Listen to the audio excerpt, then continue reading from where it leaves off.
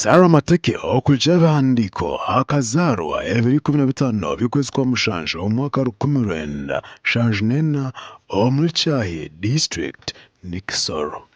Ogu ni muhara wa Dr. Philemon Mateke na Joy Ramphis Mateke omushomesakazi. Sarah Mateke akashoma nk'abandi bantu boona bakuza omu mashomero akatandikira Sesema Integrated School egi neshangwa omuri Kisoro.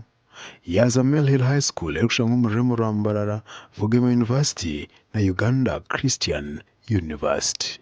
Ahari Bugema University akatunga degree ekwatiraine y'okushuubura. Twaza UCU nagyete Uganda Christian University yatunga degree ye omu bikwatiraine n'okwebembera abantu. Sarah Mateke n'obu arabe ari omunyabutegyeki eby'okushuubura nabyo abe nabimanya na munonga ebikwatiraine eby'entambura n'okushuubura embaaho ahabw'okuba ezi ni zimwe aha bizinesi z'eka yaabo.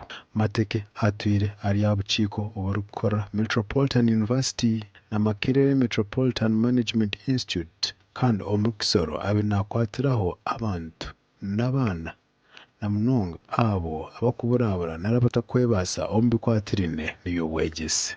Sarah Mateke eby'obutegyeki akabitandika kare, akabitandika obu arikuturana kuba omwojo wa Town Clerk bwa Kisoro. Omwaka 2021 yatandika kureeba entebe y'obunyeshengerokazi kandi egi akagitunga.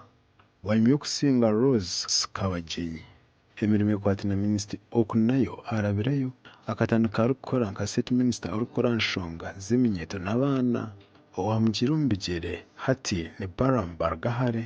Mukuru w'ihanga yamuheereza ogundi murimo kuba arikujunaanizibwa aha nshonga na munonga ez'abazirwanira bete ba veteran. Ahi yafeera ogu nigwo murimo ogu yaaba nakora. Yaaba ari omunyeshengerokazi ahabwa District ya Kisoro kandi State Minister wa Defense na Veteran Affairs. Sarah Mateke yafeera aha myaka 50 y'obukuru. Ahabwa TV West ndi Ssenyomo Gideon aho muri Mbarara.